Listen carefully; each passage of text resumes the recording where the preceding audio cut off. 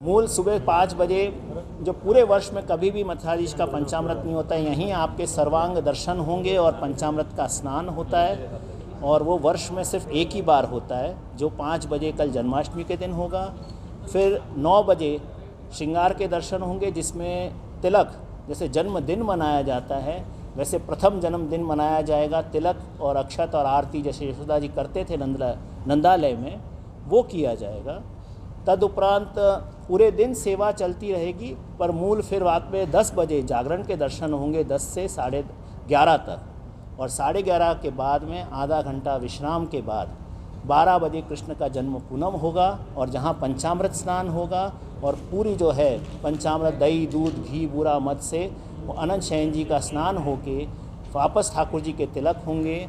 और पूरा जो है जन्म का प्रकार जो है वो रात के 12 बजे है, और जो पूरे जन्माष्टमी का जो मूल है वो रात के 12 बजे का पंचामृत है।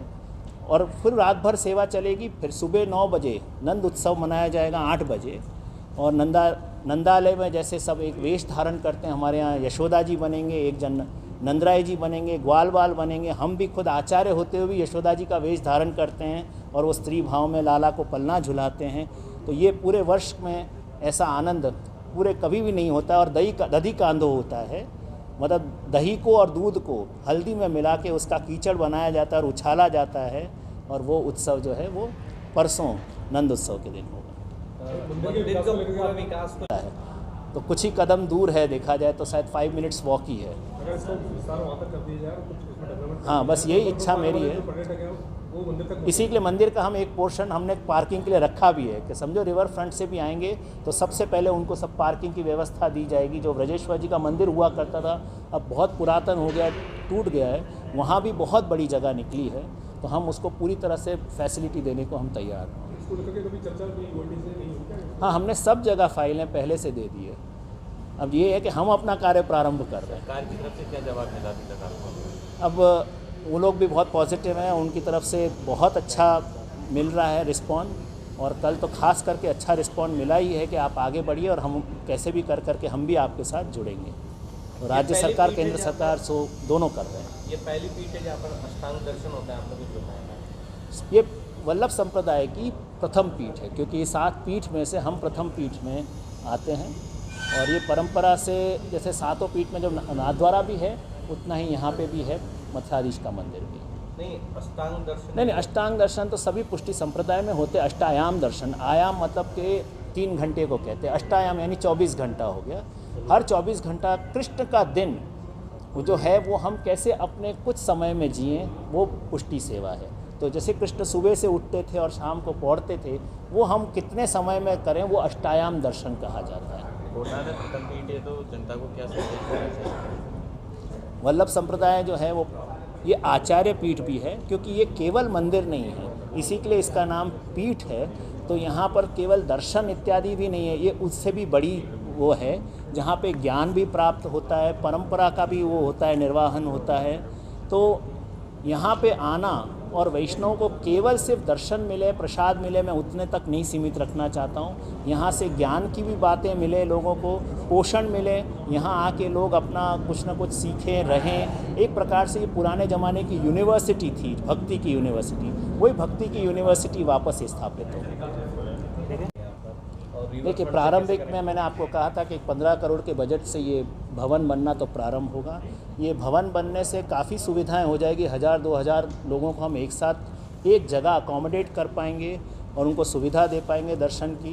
पर इतना पे रुकना नहीं है, हमें और भी आगे कुछ बनाना ही है। और बनाना वो है कि हमें धर्मशाला बनानी है, क्योंकि जो लोग आ रहे हैं उनका बैक सपोर्ट देना बहुत ज़रूरी है।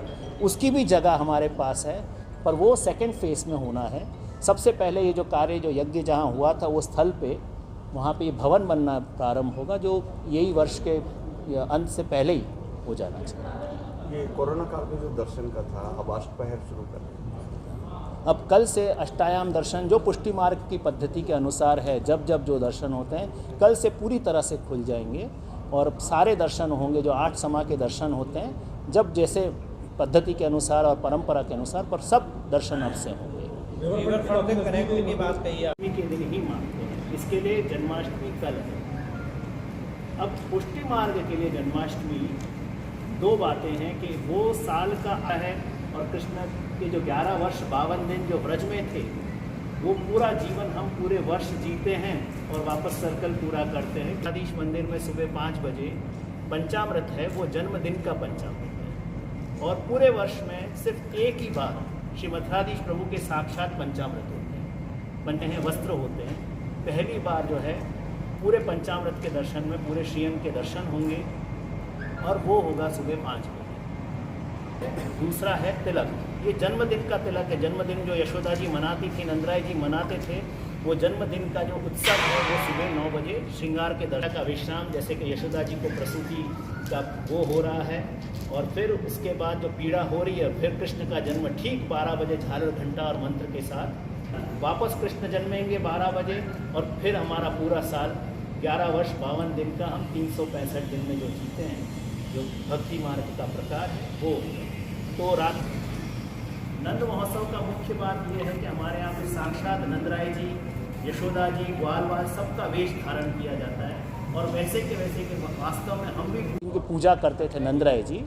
और अनंत शयन जी की पूजा जो नंदराय जी कर रहे थे और लाला को कृष्ण को भूख लगी पर नंदराय जी ध्यान में थे तो सुन नहीं पाए, तो कृष्ण ने कौतुक किया और उनको अपने मुख में पधरा लिया और मुख में पधरा के आप बाहर चले गए। जब उनका ध्यान समाप्त हुआ और उन्होंने नीचे देखा तो वहाँ उनके जो पूजन के आराध्य वहाँ विराजमान नहीं थे, तो उन्होंने देखा तो लाला का मुंह फूला हुआ है। इसी के लिए आज भी मथुराधीश का भी मुंह फूला हुआ है। तो वैसे ही वो भाव से लाला के मुख से वापस अनंत शयन जी पधराए और उन्होंने पूजन करके वापस पंचामृत करके शुद्ध करके पधराया। पर तब से उन्होंने दोनों का भोग का ध्यान रखा कि कृष्ण को भी भोग आएगा और शालग्राम जी को भी, अनंत शयन जी को भी भोग आएगा साथ में। और वो सबसे प्राचीनतम स्वरूप पूरे सनातन वैदिक सनातन धर्म के सबसे प्राचीनतम स्वरूप हैं जो हमारे यहाँ पे श्री मथुराधीश प्रभु के गोद में विराजते हैं। हाँ, यहीं पे विराजते। सामने आपको चांदी का डब्बा दिखाएगा, उसके अंदर है, बंटा जो बोलते हैं।